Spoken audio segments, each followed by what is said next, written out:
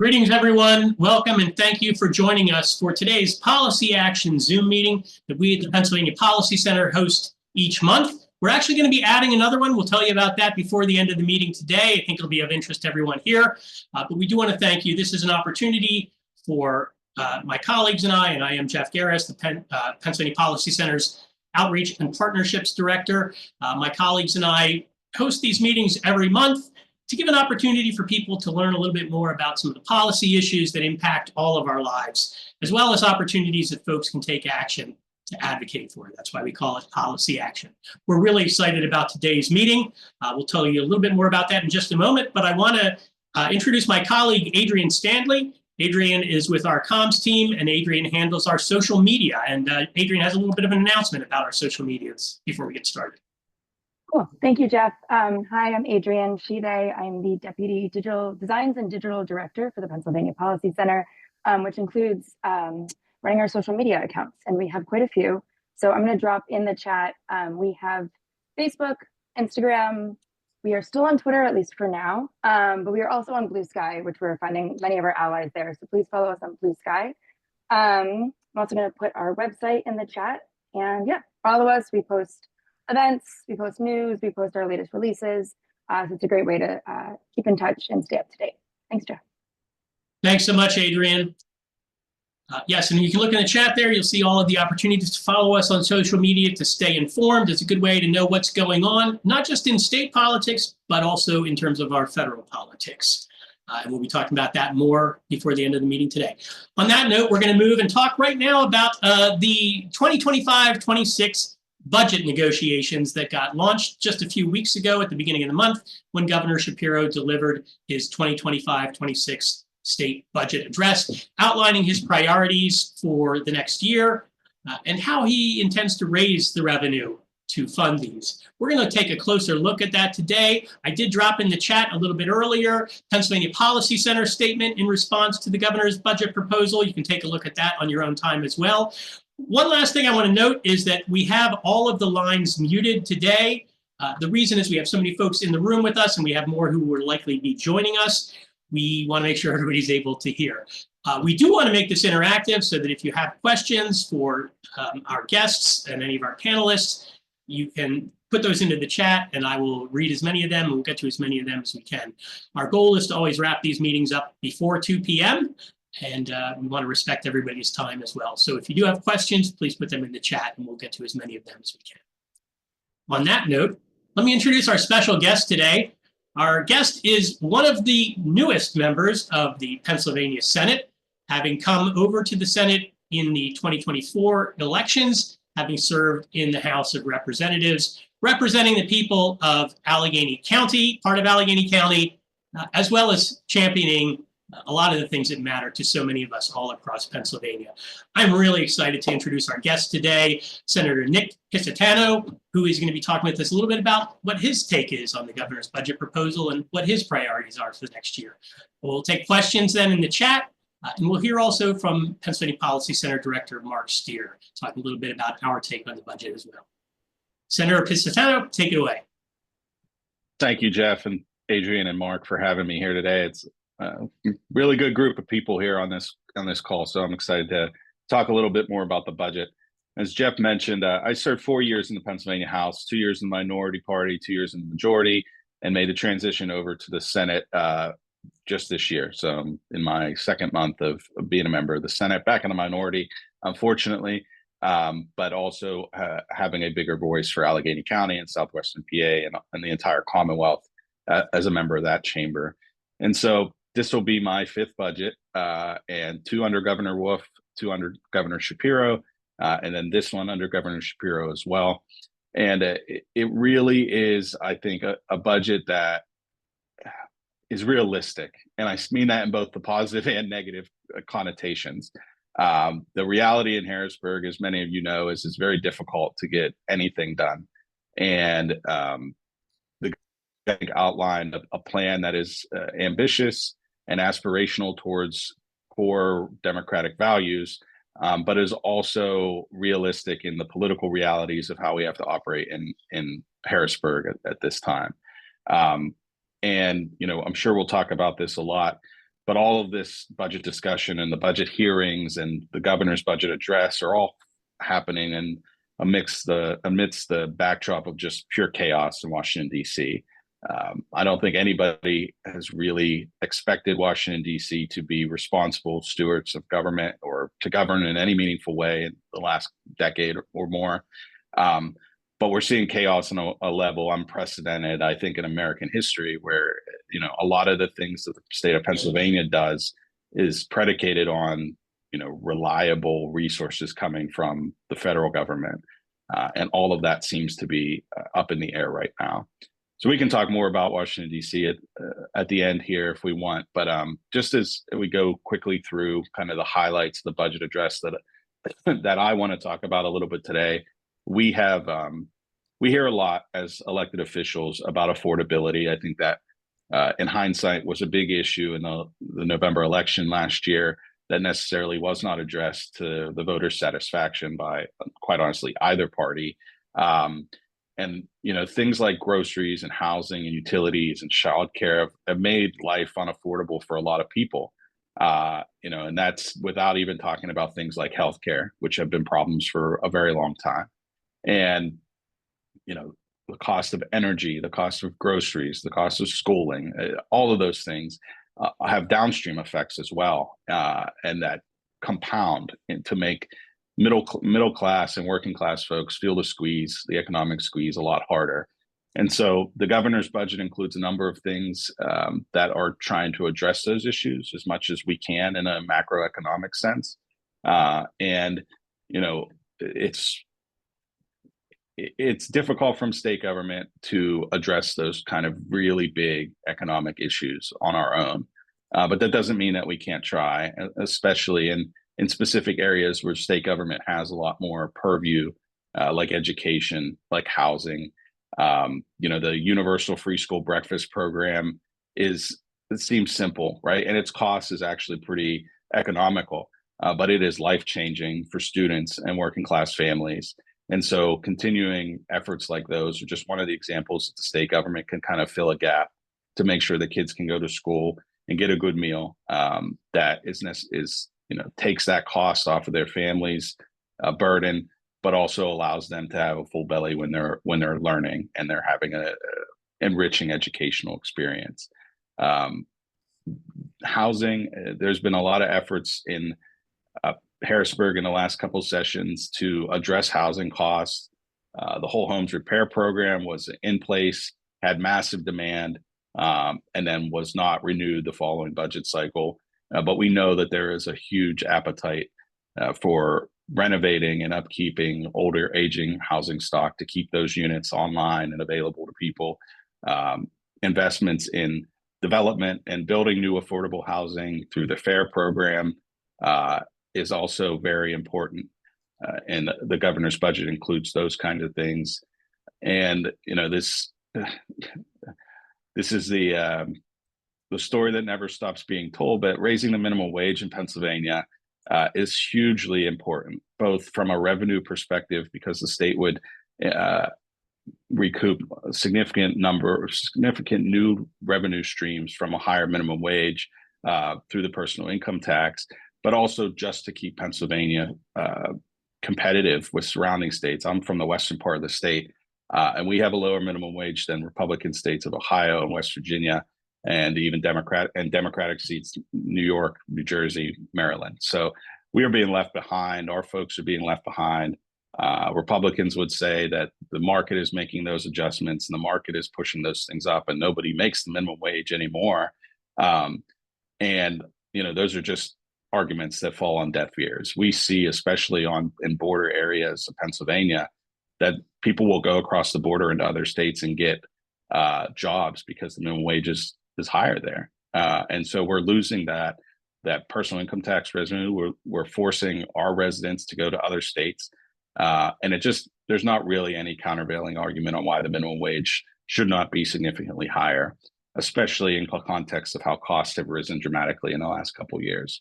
And, you know, a big piece of the budget that's important to my district in particular, in Allegheny County, and to a lot of communities around Pennsylvania, is economic development.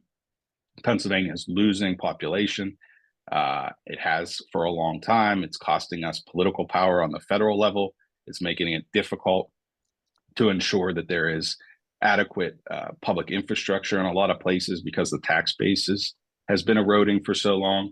And so there needs to be ways of responsible economic development that invests in communities and families and safe workplaces all across Pennsylvania. And I think the governor's budget includes things like that. It includes funding for workforce development, skills training, pipelines to career readiness, pipelines to secondary education, pipelines to trade programs. Those are, almost common sense investments that the governor has really focused on during his time leading Pennsylvania.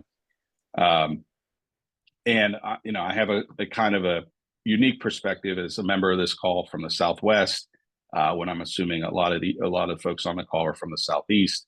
But investments in public transit is a huge talking point in Harrisburg. Both SEPTA and Pittsburgh Regional Transit, which I am actually a board member on the Pittsburgh Regional Transit Board, are facing fiscal cliffs that were designed to expire. The part of the story around public transit that's not being told is that when Harrisburg passed a transportation bill about a decade and a half ago, it had built into it kind of a phase out over 10 years. And so this discussion was always supposed to be handled by Harrisburg after 10 years so that we can come back to the table and negotiate new funding for SEPTA, PRT, and all the transit agencies throughout the Commonwealth. The federal money that came to local government and agencies like SEPTA and PRT kind of pushed that discussion back a couple years. And so that's why we're talking about this in 2025 rather than 2020. But this was always supposed to be part of Harrisburg's responsibility to come back to the table and negotiate a new package of funding for public transit. And our Republican colleagues refuse to do that. They talk like public transit is a handout to Philadelphia. They ignore the fact that even rural counties have public transit networks that are vital to the economic feasibility of their areas. And the fact that SEPTA and the service area of SEPTA and Allegheny County are the two economic powerhouses in Pennsylvania that are actually generating a lot of state tax revenue.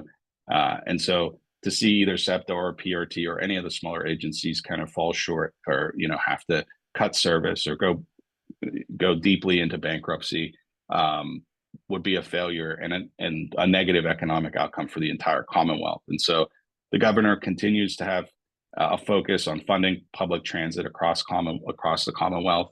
He has a plan to do that by reallocating sales tax revenue, but I know that he is also open to any other plan that responsibly funds public transit. And so that will be a huge piece of the budget this year, and we hope to get that negotiated so that we can put to bed for at least another decade.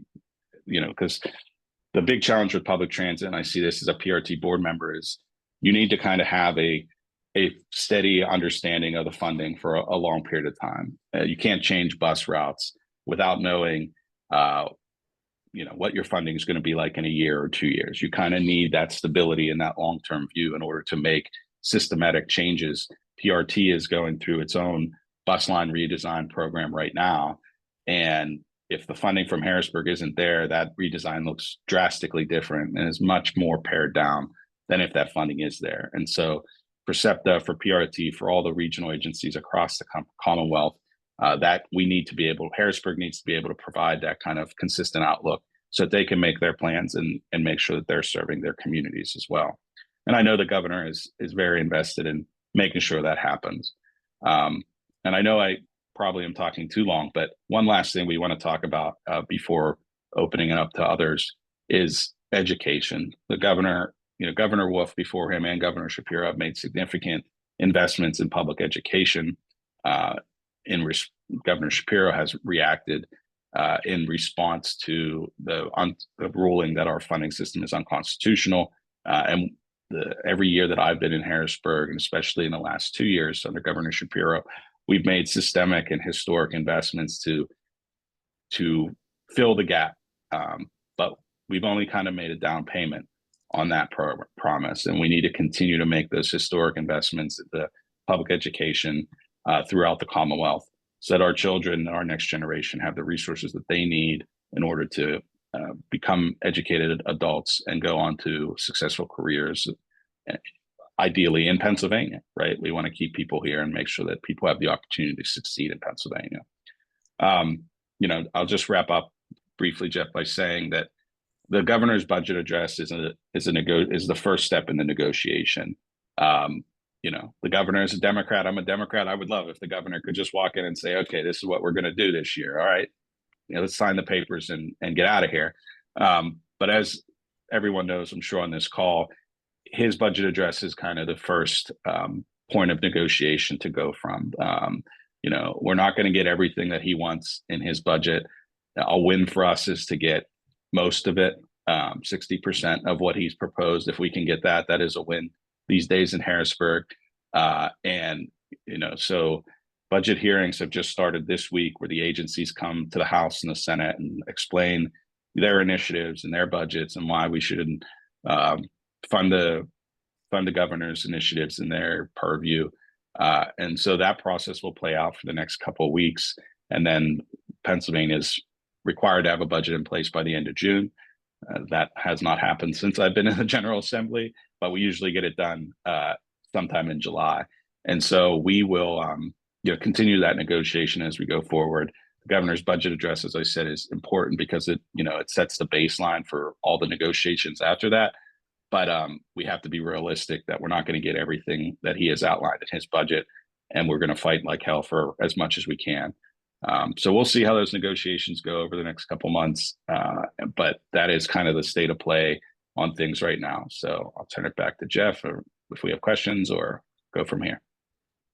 Great. Thank you so much, Senator. Really appreciate hearing your thoughts about the budget and about the complexities that are facing Pennsylvania right now. We do invite folks to put questions into the chat here, and I'm going to ask one right now. Also want to note, too, we have folks from all over Pennsylvania on the line here. I know we've got several of your constituents, folks from Erie and Northeast PA. So we got a nice, broad cross-section of Pennsylvania in these calls. So you're talking to a lot of folks all over the state. First question from Shane is, in what way is our education budget request unconstitutional? And the question is, education is paramount to the success of our state. In what way is the budget request? No, I think I must have misspoke, or you misheard me. The request is not unconstitutional. The budget request in the governor's budget is in response to a court ruling 2 years ago that determined that the system that we use to fund our schools is unconstitutional because we're not funding them in a way that provides everybody with equal access to educational opportunity. And so the governor's request is to fund education better and respond to that ruling that this current system was unconstitutional. Great. Thanks for clarifying that. And thank you for the question, Shane, to help us get to the bottom of that. We're going to go to a question coming from Bucks County from my friend Noni. Do we have any sense whether there are going to be cuts to Medicaid which will affect budgets significantly, and when would we know? Not if we have anything to say about it. I know that Governor Shapiro is very concerned with any kind of federal cuts to Medicare, Medicaid, Social Security, any of those things. Unfortunately, the federal government is going to make those determinations you guys all live in the same reality that I do. Every day is a new adventure with the federal government right now. Sometimes multiple adventures every day, where they are just very much all over the place and very inconsistent. And it's going to do real harm to the economy if they can't button themselves up, because the one thing that is most harmful to financial markets and to household budgets is uncertainty. And the longer this uncertainty pervades into everybody's life, the harder it's going to be to prevent any kind of real economic consequences. And so to your question about when would we know, I think there are two very important kind of mile markers coming up. The federal government, I think, is only funded through the end of March or April. And so Congress needs to pass another a budget, ideally, which they probably can't get done. So they at least need to pass another continuing resolution to fund the federal government through the next 6 months or 9 months or whatever they're able to get passed. If there are cuts to Medicaid or other federal programs, they would be contained in that continuing resolution. The political realities on the federal level is that Congress is so narrowly divided in the House, and the Republican fiscal hawks are unlikely to go forward with any continuing resolution that does not make significant cuts to the federal government's largest expenditures, which are Social Security, Medicare, and Medicaid. They're going to demand cuts. The Democrats are never going to vote for that. And so the Republican caucus in the U.S. House of Representatives is going to have a very, very difficult time of finding enough votes to pass a continuing resolution that mollifies their fiscal hawks, but also keeps the rest of their party on board. So the biggest mile marker coming up is that debate over continuing resolution in Congress. And if there are significant cuts to Medicaid, that's when we would know they were happening. Maybe I'm being too optimistic, but I just don't see the votes in Congress for something that cuts Medicaid or Medicare or Social Security. But we will see what they decide to do in the next couple months. On the state front, we will do everything that we can to cushion those kind of things if they do happen. But we don't have any insider information onto how Congress is going to operate in the next couple weeks or months. Thank you for that answer, and thank you for the question. Obviously, we're going to keep a focus on our members of Congress, and in particular, from Bucks County, since that's where the question came from, Congressman Brian Fitzpatrick really needs to be held accountable for this. And my colleague, Dwayne Heisler, is not able to be with us here today because he's actually on his way to Bucks County to participate in an action that we've put together there.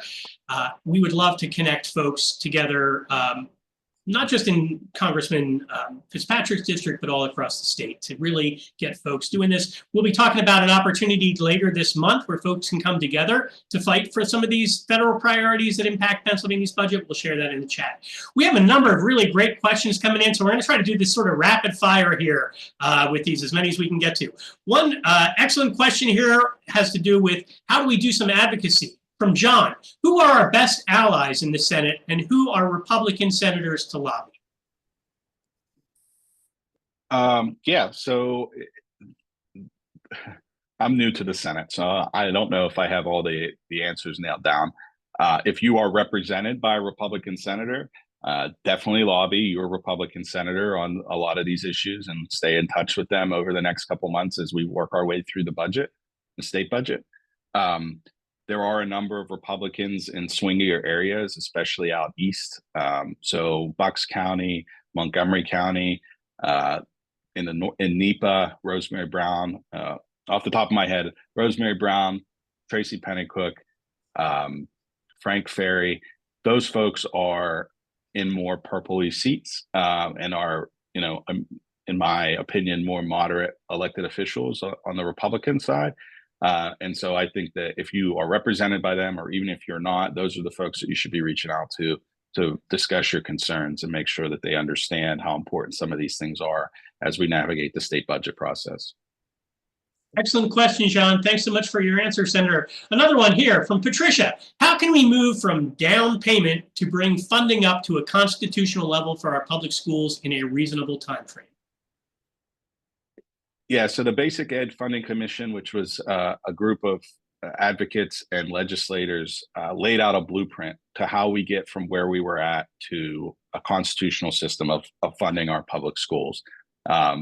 Last year's budget included kind of the first year of investments. I think it was an 8 or 10-year plan. Mark can correct me if I'm wrong, but the idea is that over 8 or 10 years, we continually invest additional money into public schools to get the funding up to a level that meets constitutional muster.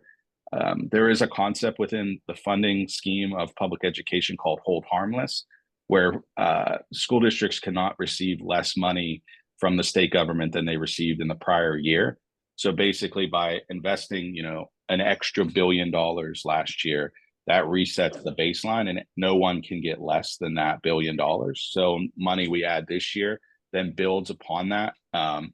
And there are debates on whether or not hold harmless is the right way to go and whether that should be discussed in a bigger context. But the reality is right now that will remain in place. And so every year that we make additional investments, those investments are then going to be locked in for future years, as long as hold harmless is still a law of the land. And so the Basic Ed Funding Commission laid out a plan. We are on track with that plan, or at least the first year of that plan is what we passed last year. So we will continue to advocate to keep those investments going until we get funding up to a level that meets constitutional muster. Thanks, Patricia. Related education question from Melody. Melody asks and says, I know the Republican caucus has been advocating for school vouchers. Will the governor and Democrats stand strong against vouchers? Yeah, I mean, I think you've seen that Democrats in the legislature have routinely stood strong against voucher programs. The argument is that we cannot continue to siphon money away from public schools into voucher programs at the same time that we have a huge gap in public funding. You know, I'm not a personal supporter of voucher programs. I believe education should be a public good, and it should be something that we fund just as we fund other public infrastructure or hard assets. But even if as an elected official or in your community, if there is a constituency for voucher programs for whatever reason, that is a separate discussion than funding voucher programs, new voucher programs that are not proven to work, that benefit just a select few and have very few oversight or legal requirements to them. We cannot talk about funding those types of programs at the same time we have a constitutional responsibility to fix the funding of public schools. If we had enough money in our public school system and the state was flush with cash, you know, maybe there's a discussion about that. That's not something I would support, but at least somebody could make an argument there. But you can't make an argument while we're at the same time trying to pour as much money into public education to address the court ruling that this is unconstitutional and for our students. And so we will continue to stand up against that. Vouchers are always part of the conversation in the ITC and OSTC and some of those state programs that do exist for alternative schooling. That's always part of the negotiation. But I do not believe that any Democrat would vote for a budget that had any kind of expansion of voucher programs. And with the Pennsylvania House controlled by Democrats, that is a non-starter. And so it makes the negotiation for those things actually easier to keep those things off the table because we have a majority in the state house. Here's a question from Hannah. It's related to SNAP and to combating hunger in Pennsylvania. Hannah says, I hope that nutrition incentives like food bucks made it into the official budget proposal, but what protections are there for SNAP recipients and other folks who rely on nutrition, food aid, and emergency food? It's not an area that I'm super familiar with, so I don't want to misspeak here. As it relates to SNAP, again, we have a lot of that funding comes through the federal government. And again, I don't think there's a constituency in DC to cut things like SNAP and emergency food benefits and things like that. And so there's just really a lot of uncertainty around those types of programs on what the feds are going to do and how that'll affect us. I do know that those programs are very cost effective on the state level. So if the feds were to cut that stuff, maybe there is a way for us to try and restore at least partially on the state level. But with so much of the federal money passing through Pennsylvania, if that federal money dries up, it's very difficult for the state to fill all those gaps on their own. And so we really just have to see what's going to happen on the federal level in order to kind of answer that question. Thanks. We got a lot of questions here. I'm going to go to one more question here, Chris, and we'll hear a little bit more from Mark Steer, and we'll come back to more of the questions as much as we have time for. Really do appreciate you taking the time with us today. And obviously, folks are thinking about a lot of really important issues. Question from Chris is, Just note first, thanks for your leadership. Glad you're in the Senate. Question is regarding potential skill games revenue. If passed, do you see those broken up into different funding streams or programs or funding one item? Same question with recreational marijuana. All of that is subject to negotiation. Not only, with skill games in particular, we're negotiating about 7 different things all at the same time. Their legality, just on the base level, how you're going to manage the machines themselves. What kind of oversight, what kind of cost is it related to licenses? Is it related to machines? Is it establishments? Those things are all up for negotiation. At the same time, we're talking about their tax rate. At the same time, we're talking about where the funding would ultimately be diverted to. The reality is money is fungible, and especially on the state level, the general fund and a lot of the different funds generally have a lot of ability to move from one place to another. And so the funding streams are probably the outgoing funding streams of where this money would be used in the budget are probably the most flexible as part of the negotiation. The harder parts of the negotiation are how do we legalize them? How do we have oversight? What is the tax rate kind of part of the conversation? And so I am pretty agnostic on where the funding ultimately ends up. I think that we need to develop more sources of revenue in Pennsylvania. We also, at the same time, have this skill game market that is very much unregulated, in many places dangerous. So the first goal there is to get those under regulation and get some kind of framework around regulating skill games, and then figuring out where the funding sources end up going. It's similar with recreational marijuana. The governor has proposed a number of different ideas. Both Governor Wolf and Governor Shapiro have proposed different ideas on how to handle that system. The revenue, how we use the revenue, is easier to negotiate than how do we set up the framework of oversight and day-to-day operations for recreation marijuana. And again, there's very different opinions on how you would do that. And so I don't have any insider information or really any strong feelings on how we dole out the funding or where it goes. The harder part of the conversation is that initial setup and legal framework to make both of those things happen on the front end to bring that revenue into the revenue stream. Thank you so much for the great questions so far, folks. Thank you, Senator, for taking the time to really answer some of these. We have more we're going to come back to, but we do want to hear a little bit first from Pennsylvania Policy Center Executive Director Mark Steer, and then we'll probably go to questions for both of them to wrap up the meeting. But thank you so much, and I'm going to turn it over to Mark. Mark, go ahead. Thanks, Jeff. And I want to thank Senator Pisciottano for being here today.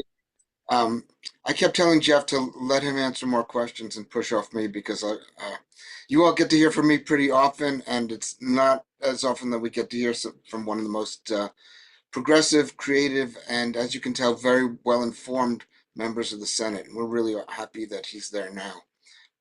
I also learned at a hearing of the House Democratic Policy Committee a few years ago that not only has he read the right public policy books, but he remembers their names better than I do. I don't know if you remember that incident, but I appreciated that.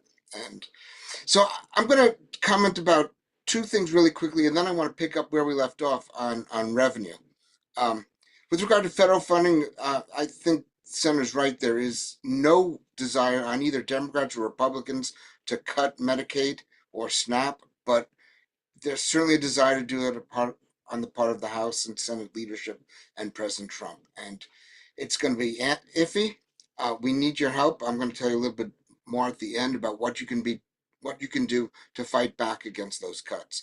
And on education funding, the original plan was for 7 years to fill the adequacy gap. We're a little behind right now, and we're going to have to work real hard to make sure that we can build support among Republican senators for some of this education funding we need this year. And in case you don't know, Jeff Garris is leading a campaign to push many of the senators, including the 3 senators that were mentioned earlier today, to support education funding, and you'll be hearing a lot more about that from us soon. Now, let me just turn to the revenue issue for a second. Our long-term concern about Governor Shapiro's budget is that we have this year and projected for future years more expenditures than we're bringing in revenue to pay for them. The term of art for this is structural deficit, although I hate to use that term. I went to a lot of events with Governor Wolf and he would talk about the structural deficit, and before the words were out of his mouth, I saw eyes starting to glaze over. But it's a problem. If we spend more than we take in each year, we're, number one, violating the Constitution unless we can figure out a way around that. And we're threatening long-term funding for things we really care about. Now, right now, we have $11.5 billion surplus. So we can spend more than we take in and draw down the surplus to pay it off. But with a $4.5 billion gap between revenues and expenditures, and only $11.5 billion in the surplus, you can do the math and figure out we have about 2.5 years to go. So we have put forward a number of policy ideas for raising revenues in a way that make the ultra-rich and corporations pay what they owe to the state. As many of you heard me say many times, and we have an upside-down tax system in which the top 1% pay about 6% of their income in state and local taxes, and the bottom 99% pay 11.8% of their income in state and local taxes. And for the poorest Pennsylvanians, the bottom 20%, they pay at the highest tax rate of any group of people in the entire country at that level. They pay 15% of their income in state and local taxes. So there are lots of ways to fix that. I just wanted to mention one because a report came out today, and we did a press conference on it yesterday, and we'll be doing more work on it soon, from the Institute on Tax and Economic Policy about combined reporting. That is a way to fix a corporate net income tax in Pennsylvania and other states. And it's important for a number of reasons. Number one, Governor Shapiro has proposed combined reporting. He said he wants to close the Delaware loophole, which we've all talked about many times, the ability of corporations to operate in Pennsylvania but show no profits in Pennsylvania because they shift those profits outside the state. And not always Delaware, but we use Delaware because that's where most of them go. We also have a problem with corporations shifting profits outside the country. So the solution to that is to what I call the Cayman Islands loophole, is very similar to the solution to the Delaware loophole, and that's a policy called combined reporting. And it's very simple, really. We ask corporations to pay taxes on the share of their worldwide profits that's equivalent to the share of their sales in Pennsylvania. It's a fair system. It's been in existence in 28 states for many years. We're really happy that Governor Shapiro has pushed that, but we want to encourage everyone to support worldwide combined reporting, not just combined reporting that closes the Delaware loophole, but one that closes the Cayman Islands loophole as well. And what we found out yesterday, that this would raise $1.5 billion in additional revenues from the corporate net income tax. Now, that's a lot of money. It comes entirely from corporations that operate in Pennsylvania but are not located here.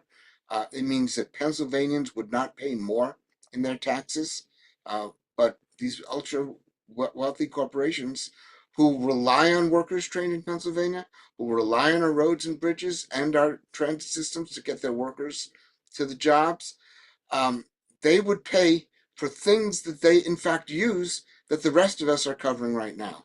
So that's an important proposal that we wanted to tell you a little bit about. Look, we'll be writing more on that and talking about it very soon. So that's all I'm going to talk about today, and I'm happy to join the center in taking any further questions you have. Great. Thank you, Mark. We have a question here from Shannon. Shannon notes, Pittsburgh caretaker here who has a child with special needs in Pittsburgh Public School District, whose school is one of 14 a consultant is recommending be closed in spite of it being a star school. One of our biggest drains has been an unprecedented amount of charter schools opening and draining funding. Are there plans to reform this? I applaud the cyber charter reform, but I hope that you will continue to push for more reform, specifically the special education funding. Yeah, so Democrats have always, for background, I don't think that the cyber charter school law has been updated since 1976 or something like that, where obviously cyber and remote schooling was significantly different than it is now. And so the House Democrats last session, and I'm assuming they will as well this session, have proposed a number of updates to that law that would close a lot of the loopholes that drain funding away from brick and mortar schools. And I was just at a school district tour before I was on this call today. If we passed one of those bills, it would save that school district of about 1,500 students, $2 million a year. And it wouldn't hurt the students that use cyber for whatever reason. It would just treat brick and mortar students more fairly, in that brick and mortar schools have significant fixed costs that cyber schools do not. Instead of funding those two students the same way, it would take into account the way that cyber school is now delivered, which is significantly cheaper than a brick and mortar school. And it also takes into account that students that participate in cyber school still have a legal ability to access the brick and mortar assets that they don't have access to. So if your son or daughter goes to a cyber school but wants to play on the varsity soccer team, they are still allowed to participate in varsity soccer, which means that the school district has costs related to those kind of activities that are not being paid for because the cyber company is receiving the stipends, the state stipend for that student. And so there are a lot of like little loopholes, things that have happened because that law is so out of date. And so and Pittsburgh Public in particular, and I'm sure Philadelphia Public School as well, have significant costs related to cyber education because of the size of the districts and the number of students they have. And so closing those loopholes would, without even adding any new money to the pot, would save brick and mortar school districts a significant amount of money. And so if that is on the table as part of this budget negotiation, that would be a huge boost to our brick and mortar public schools. It will be part of the discussion. Whether or not it gets done or not, I cannot say. I don't think anybody could say at this point. It is part of the discussion around education funding that will be had as part of this budget in Harrisburg. Thanks so much for the question, and thank you for addressing that. Another question we've got here is from Hillary. The question is, and this has to do a little bit more with federal impacts on the state budget. Are there plans to fund home health care if the feds cut the Medicaid matching funding? Even if they don't, home health care is significantly underfunded. And so we need to drive more resources into those type of programs. Obviously, if the feds cut matching, that is a significant move in the wrong direction. The home health care and just healthcare in general it's an industry that is very underfunded for the workers, right? The workers are not paid the value of the services that they provide, which then creates a number of workforce and pipeline problems where we don't have enough workers. And so it is a big problem that we're trying to fix structurally in the state budget. And to answer your question, if the feds cut any of the money that they're giving us now, that is a significant step in the wrong direction and would take us back and probably reverse any of the small gains that we've made on that issue in the last couple of years. Thanks. Mark, I don't know if you wanted to comment on any of these questions that folks have been raising, but feel free to join in.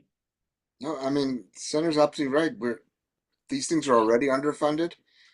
And if we have significant cutbacks from the federal government, the state just does not have the resources to make up the difference. Maybe small places here or there, but we get a huge amount of money from the federal government for Medicaid.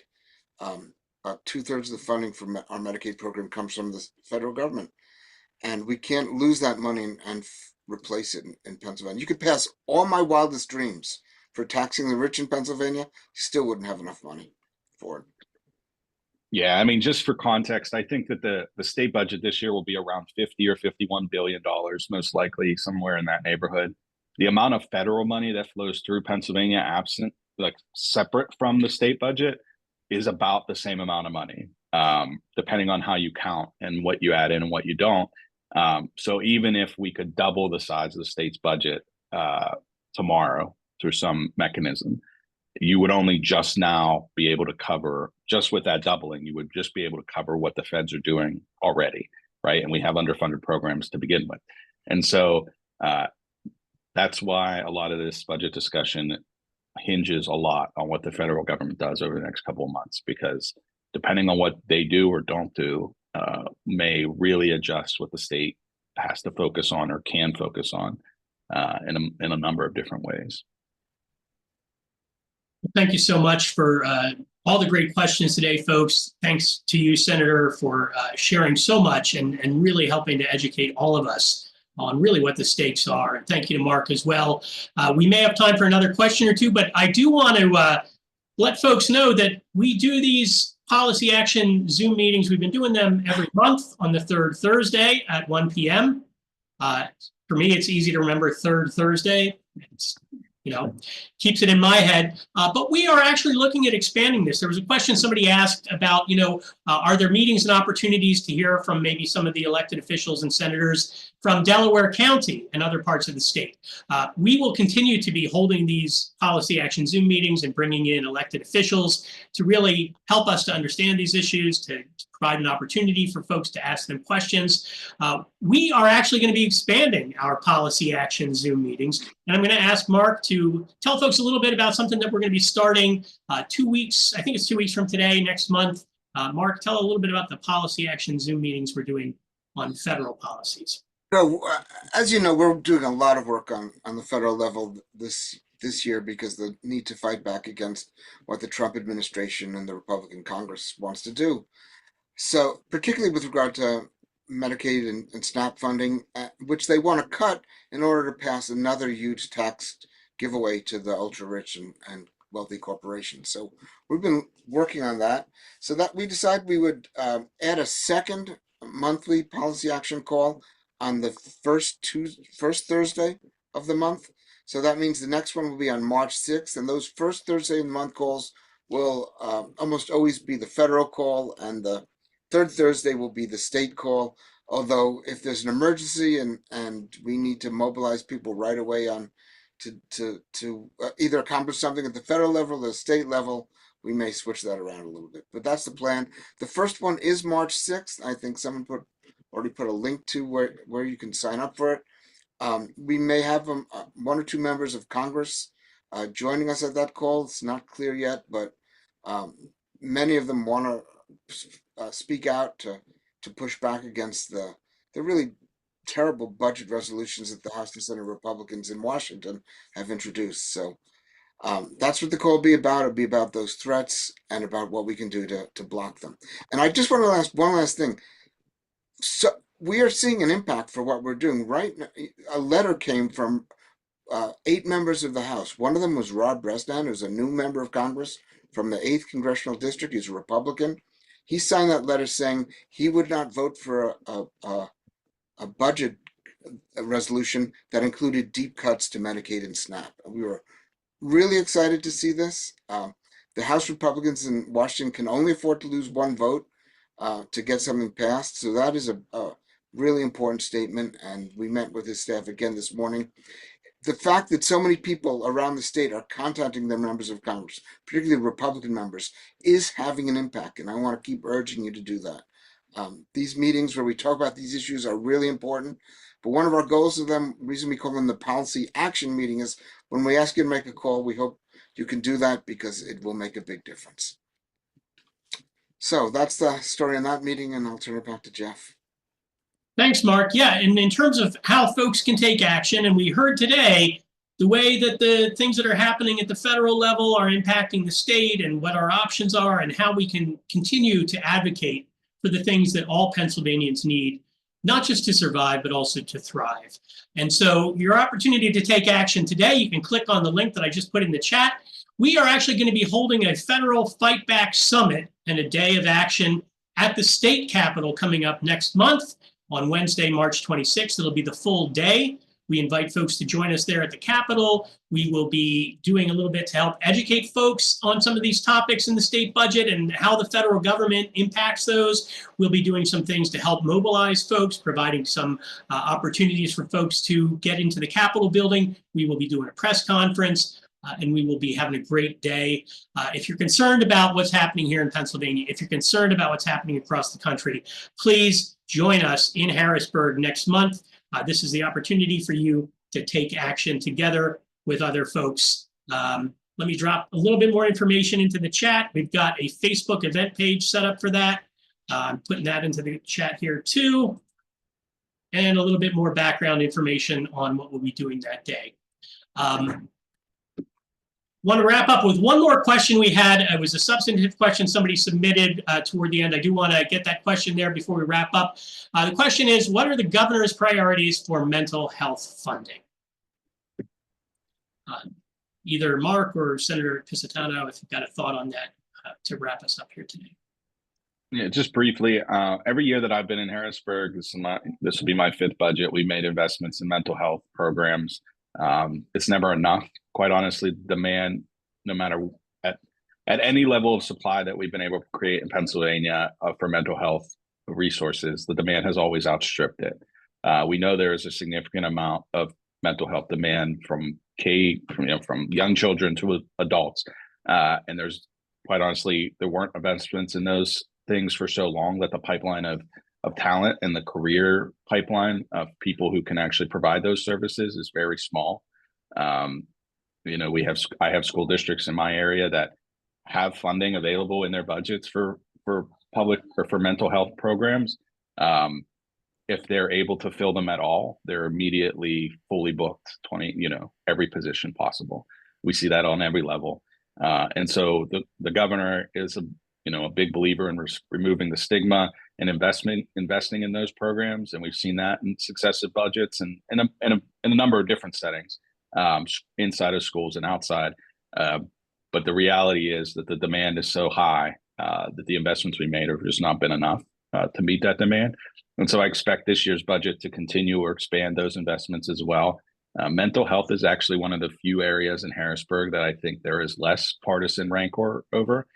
We don't hear Republicans opposed to additional spending on mental health resources, which is good and should mean that we are able to continue to increase those investments on the state level. But with so much of this conversation is tied back to federal action, and so much funding for health and human services comes from the feds, that again, if there are cuts coming from DC, that ultimately affects what we're able to fund. And then you're making very difficult decisions on what parts of healthcare programs you're going to be able to fund given fewer federal funds. So if we go backwards on federal funding for other healthcare initiatives, there's the chance that mental health stuff gets scaled back or vice versa. And so we don't want to see that happen. We're hopeful the federal government can get themselves together and pass a continuing resolution that, doesn't gut total funding for the states and for crucial initiatives, but we are at their mercy, unfortunately, and we'll see how that plays out over the next couple months. Thanks so much. Really an important topic. And one note at the end here, David has basically said, Senator, we would love to have you come to the launch of our new statewide youth mental health partnership, Strong Minds, Bright Futures. David, I will put your information, I will pass that along to Jacob Redfern in the senator's office, and hopefully oh, there we go. You got the address there, the email. You can email the senator directly. Perfect. Great. Please email us if there's anything you'd like us to pay attention to or attend. We'll do as much as we can. I've also dropped my website link in there as well, so you can reach out to us at any time. Thank you so much, Senator Pisciottano. Thank you, Mark. Thank you, Adrian, my colleagues at the Pennsylvania Policy Center. Thank you to all of you today who took the time to become better informed so that you can help to inform your friends, neighbors, loved ones, coworkers, family members.